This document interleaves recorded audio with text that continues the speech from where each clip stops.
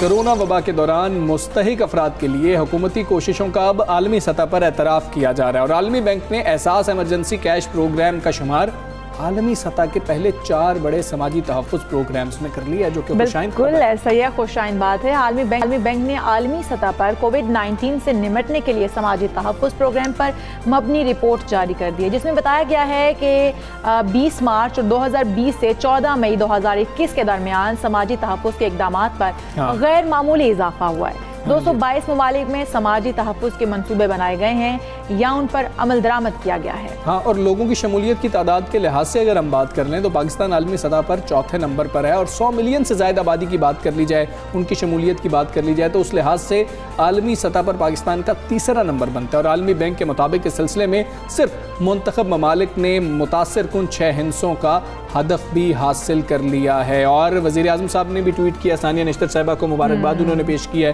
कि बेहतरीन प्रोग्राम था आपका, आपने बहुत अच्छे तरीके से जो है इसको एग्जीक्यूट भी किया। बिल्कुल ऐसे ही पाकिस्तान का एहसास एमरजेंसी कैश प्रोग्राम इनमें से एक है। रिपोर्ट के मुताबिक एहसास प्रोग्राम को इन प्रोग्राम्स में आला मुकाम हासिल है जिन्होंने मनसूबाबंदी के मुकाबले में असल कवरेज रेट के लिहाज से बेहतर कारकर्दगी का मुजाहिरा किया है। जैसे कि हमजा ने बताया भी कि वज़ीर आज़म ने इस हवाले से मुबारकबाद भी दी है सानिया निश्तर को कि ये प्रोग्राम जो है वो किस अच्छे तरीके से एग्जीक्यूट किया गया और कितने अच्छे से लोगों तक उसके समरात पहुंचे। हाँ जी, ऐसे ही है। बहुत मुश्किल वक्त था, तमाम ममालिक ने कुछ कोशिश की है जो अगर हमें टॉप 4 में रखा जा रहा है तो ये बहुत ही अच्छी बात है और हुकूमत ने जो काविशें की हैं उस हवाले से भी एक मुस्बत चीज़ है। बात करेंगे deputy executive director south partnership Pakistan Irfan Mufti साहब जो हैं वो हमारे साथ इस वक्त मौजूद हैं, उनको गुफ्तगू में शामिल करेंगे। इरफान मुफ्ती साहब अस्सलाम वालेकुम, गुड मॉर्निंग सर। सर, ये आलमी बैंक ने एहसास हंगामी कैश प्रोग्राम जो है उसको समाजी तहफ़्फ़ुज़ के 4 सर फहरिस्त आलमी प्रोग्राम्स में शामिल कर लिया। एक तो ये प्रोग्राम की कितनी बड़ी कामयाबी है, साथ इसकी ज़रूरत के ऊपर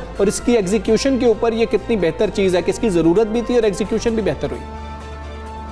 जी बहुत शुक्रिया, ये बहुत अहम मौजू है। ये जो रिपोर्ट है जिसका आप हवाला दे रहे हैं ये जैसे आपने कहा कि मार्च 2020 से लेकर मई 2021 तक तो 220 मुल्क और टेरिटरीज जो हैं पूरी दुनिया की उनके कोई 3300 प्रोग्राम्स को एनालाइज किया गया है और जो सोशल प्रोटेक्शन के मेजर्स हैं उनको इसमें देखा गया है। और बड़ी अहम बात यह है कि ये जो टाइम पीरियड है इसमें कोविड के 2-3 स्पैन आए हैं और जो वेव्स जिन कहते हैं और उसमें लॉकडाउन्स हुए हैं, बहुत सारे और रिस्ट्रिक्शंस लगाई गई हैं। तो उसमें देखा गया है कि कौन से ममालिक हैं जिन्होंने ज़्यादा बेहतर अपने लोगों को, ख़ासतौर पर जो गरीब और वल्नरेबल शहरी हैं उनको कितना फैसिलिटेट किया है। तो उस हवाले से अगर देखा जाए तो पाकिस्तान ने यकीनन एक बेहतर माइलस्टोन अचीव किया है कि पाकिस्तान इस वक्त जो कवरेज के हिसाब से आपने जिक्र किया 100 मिलियन यानी 10 करोड़ लोगों तक हमारी हुई है। और ये एक खुशाइन बात है, लेकिन इंडिया से फहरिस्त है उसने कोई तकरीबन 20 करोड़ से ज़्यादा लोगों तक अपना ये सोशल असिस्टेंस प्रोग्राम पहुंचाया है। बाकी ममालिक, लेकिन अहम बात यह है कि पाकिस्तान ये जो एहसास प्रोग्राम है ये 2019 से शुरू हुआ है यानी प्री कोविड टाइम से। तो ये देखा कि जो कोविड के दिनों में इसमें को 281% इजाफा हुआ है, यानी हमने बेइंतहा स्पेंड की है, बढ़ाई है कोविड की वजह से, क्योंकि लॉकडाउन से गरीब के लिए मुश्किल था रोज़गार और जो अपनी खुद रोज़गार करते हैं उनके लिए तो बिल्कुल ही ख़त्म हो गई थी तमाम आमदनी के ज़रिए। कम अज़ कम ये है कि इस तरह के कैश ग्रांट्स जो हैं या कैश इमरजेंसी ट्रांसफ़र्स जो हैं वो उनको मदद देती है कि फौरी तौर पर वो अपनी ज़िंदगी को चला सकते हैं। खुराक का मामला है, दवाइयों के मामले हैं और दीगर मामले हैं, उनको वो बेहतर तौर पर चला सकते हैं। एक अच्छी बात है।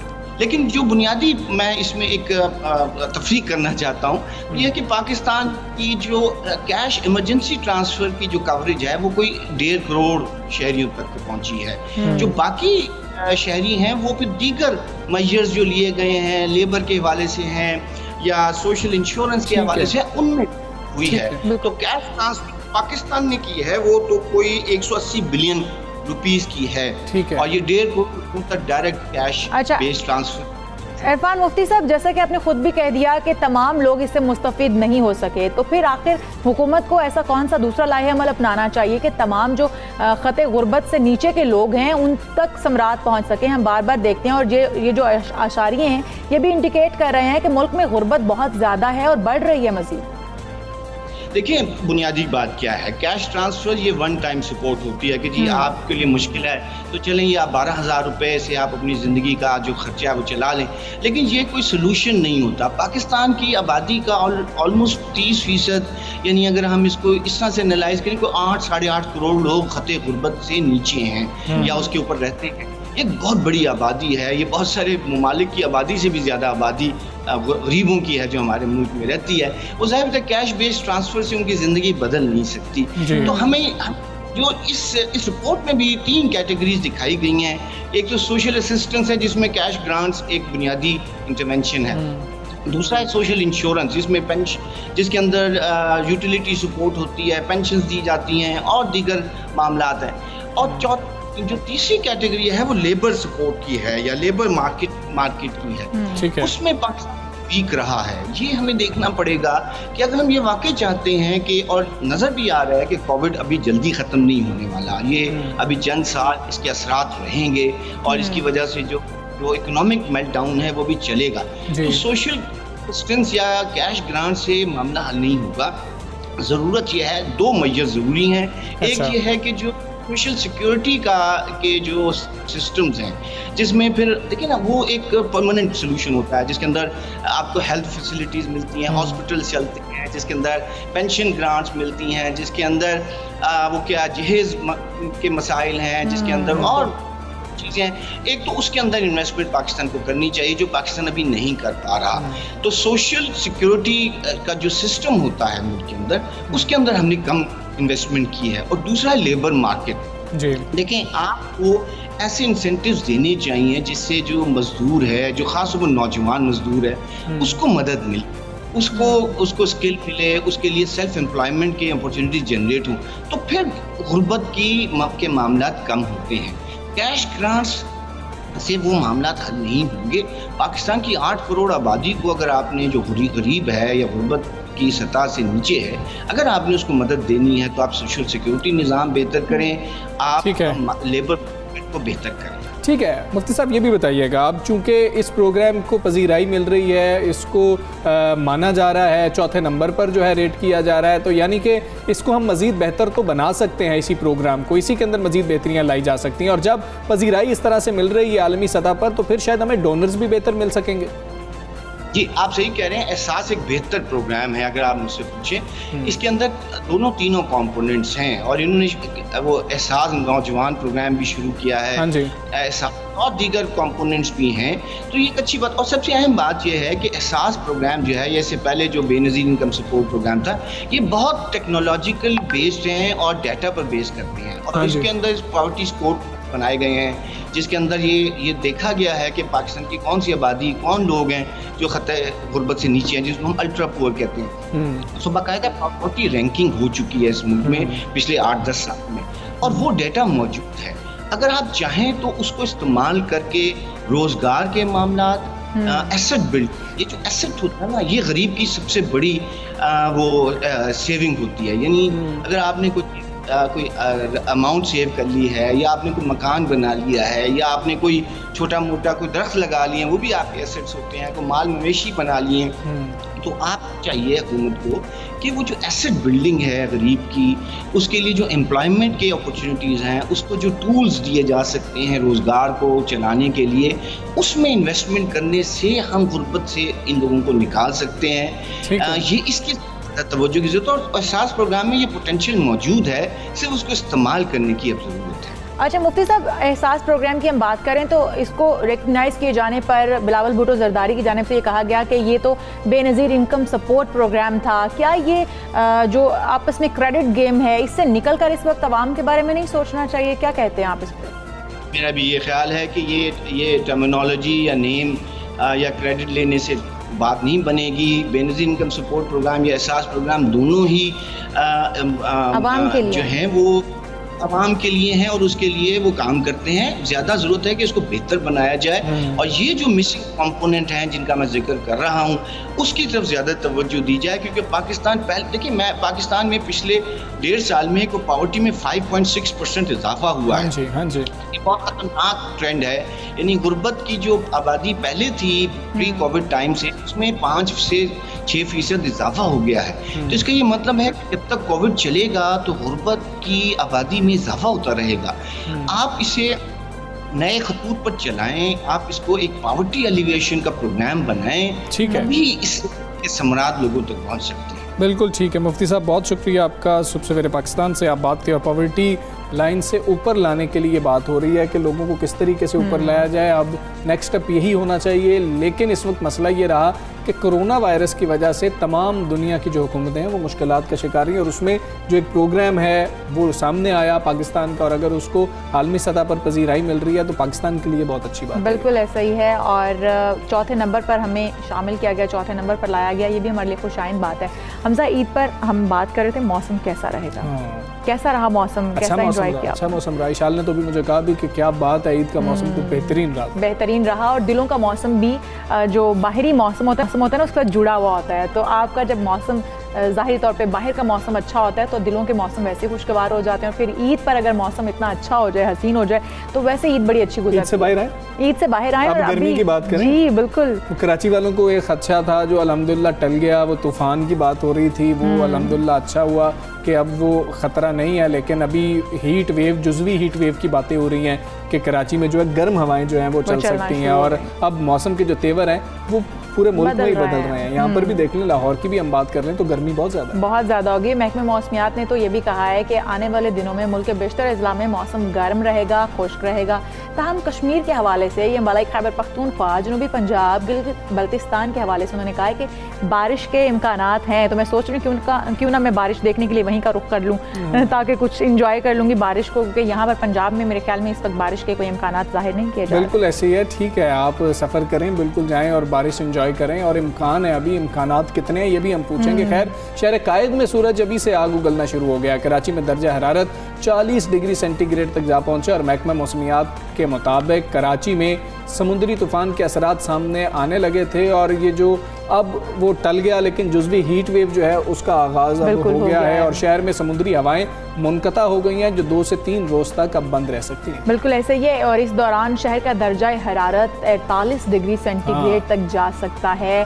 ज़िला इंतज़ामिया ने हीट वेव से बचने के लिए शहरियों से एहतियात करने, ज़्यादा से ज़्यादा पानी पीने और बिला वजह धूप में जाने से गुरेज करने की अपील की है। ठीक है, कराची का मौसम कैसा है? फयाज यूनुस हमारे साथ मौजूद है, हम फयाज से जानते हैं। फयाज, कैसा कराची का मौसम है? पहले तूफान की बात हो रही थी, फिर कुछ बारिश के इम्कानात भी थे, अब तो कहा जा रहा है कि शायद जुज़वी हीट वेव है।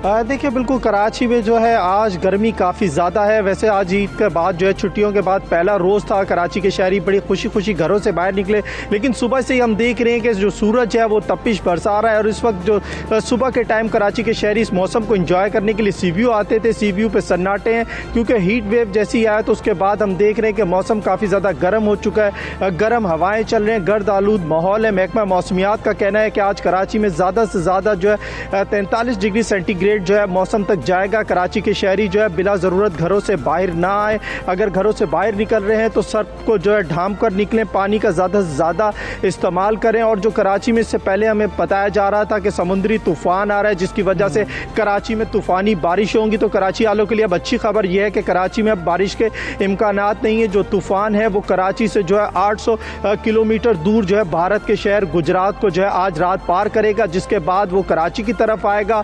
और महकमा मौसमियात का ये कहना है कि अब कराची में बारिश नहीं होगी, लेकिन सिंध के मुख्तलिफ इलाके जिनमें बदीन और उसके साथ के जितने भी थरपारकर के इलाके वहाँ बताया जाता है कि बारिश के इम्कानात हैं। और कराची वाले इस गर्म मौसम में उनका यही कहना है कि वो एहतियात बरत रहे हैं क्योंकि हीट की काफ़ी ज़्यादा तपिश है, जिससे बचने के लिए वो तमाम तर कोशिशें कर रहे हैं। जी अच्छा सही, फयाज आप हमारे साथ ही मौजूद रहिएगा। यहीं पर हमें ज्वाइन किया है डायरेक्ट में मौसमियात सरफराज अहमद साहब हमारे साथ मौजूद हैं। सरफराज अहमद साहब, प्रोग्राम में आपको खुशामदीद कहते हैं। बताइएगा, ईद पर तो मौसम हमने देखा कदर बेहतर रहा, बड़ा ही बल्कि खुशगवार रहा। आने वाले दिनों में कोई अच्छी खबर है मौसम के हवाले से? मौसम कैसा रहेगा? जी देखिए, कराची का मौसम और सिंध का मौसम तो बहुत गर्म चल रहा है। साइक्लोन की वजह से उसके इन्फ्लुएंस में हवाओं की सिंध तब्दील हुई है, तो यहाँ तो गर्मी पड़ रही है। दबा के 44 या 45 टेम्परेचर जा सकता है आज कराची में। सही। और अच्छा, इस ओवरऑल हम पाकिस्तान की बात कर लेते हैं। पूरे पाकिस्तान में मौसम क्या, गर्मी की शिद्दत इस बार कितनी रहेगी? क्या देख रहे हैं कि ज़्यादा होगी पिछले सालों की निस्बत? देखिए, मई और जून तो वैसे गर्म तरीन महीने होते हैं ना दोनों पाकिस्तान में, और ख़ासकर जो साउदर्न पाकिस्तान है इसमें, पूरे सिंध में और साउथ पंजाब में, इन सब एरियाज में तो कोई उसी मतलब पैटर्न के मुताबिक गर्मी तो ज़ाहिर पड़ रही है और पड़ती रहेगी इसी तरह से। बिल्कुल ठीक है। कहीं पर मौसम खुशगवार भी रहेगा पाकिस्तान में? जी, नॉर्दर्न एरियाज में जैसे बारिश चल रही है पिछले 2-3 दिन से, और आज भी इम्कान है, अगले 2-3 दिनों बाद फिर इम्कान है। उधर लाहौर से ऊपर के जो इलाके हैं, इस्लामाबाद और जीपी, कश्मीर और केपी के कुछ इलाके, वहाँ पर बारिश होगी, मज़ीद होगी। अच्छा, वहाँ पर मौसम बेहतर है जी। अच्छा, माहीगीरों के लिए कुछ अलर्ट जारी किए गए थे कि वो आगे ज़्यादा ना जाएं, वो अलर्ट अभी तक बरकरार हैं 19 तारीख तक, या उनको वापस ले लिया गया? नहीं, बरकरार है, इसलिए कि साइक्लोन अभी तक समंदर में मौजूद है। कराची से आज उसका फासला 800 किलोमीटर है और हमारे ठट्ठा डिस्ट्रिक्ट से 730 किलोमीटर के फासले पर है। और उसमें चूंकि समंदर में तुगयानी इसकी वजह से बहुत होती है, और जब तक ये पास आन करके आगे दूर नहीं निकल जाता लैंड पे, तो तब तक ये रहेगा। और कम से कम 19 तारीख तक, यानी आज भी, कल भी और परसों भी। अच्छा, 20 तारीख को जाके कंडीशन बेहतर होंगी तो फिर उनको अलाउ किया जाएगा। ठीक हो गया। अच्छा, सरफराज अहमद साहब ये भी बताएगा, जैसा कि हम देख रहे हैं कि समुद्री तूफान जो है वो तो अभी उसका खदशा कम हो गया है, अब नहीं उस तरीके से आने जा रहा, लेकिन हम देख रहे हैं कि जुज़वी हीट वेव जो है उसका खदशा जाहिर किया जा रहा है। क्या ये भी समुद्री तूफान से जुड़ा हुआ है किसी तरह से? जी बिल्कुल, उसी की वजह से ये एक्चुअली उसके जो सिस्टम समंदर के अंदर मौजूद है, तो सी ब्रीज उसके अंदर ट्रैप हो रही है। सारी सी ब्रीज कट ऑफ हुई है 2 दिन से। तो कराची का मौसम अमूमन और पूरे लोअर सिंध का मौसम, उसमें हैदराबाद, मीरपुर खास और बदीन ये सब एरियाज जो है, इनका मौसम मुतदिल रहा करता है जब समंदर से हवा चलती है। तो समंदर की हवा चूँकि बंद है और रेगिस्तान से आने वाली गर्म हवाएं इस वक्त उनका राज है पूरे लोअर सिंध पर, तो ये हीट वेव ही है एक तरह से। अच्छा, और इसकी यही सिचुएशन रहेगी कल तक। ठीक है, कल तक यही सूरत हाल रहेगी, हीट वेव ही है ये। सरफराज साहब, बहुत शुक्रिया आपका। सुबह सवेरे पाकिस्तान से आप रहे थे, मौसम कैसा रहेगा वो भी आपने बताया। माहीगीरों के हवाले से बताया कि साइक्लोन तो अभी मौजूद है, इसलिए माहीगीरों को मोहतात रहना है, बिल्कुल आगे नहीं जाना। जो अलर्ट जारी किया गया था उनके ऊपर अभी भी उसी को फॉलो करना है। बिल्कुल ऐसा ही है। हम एक ब्रेक लेते हैं, ब्रेक के बाद आप कहीं मत जाइएगा, स्टे विद अस।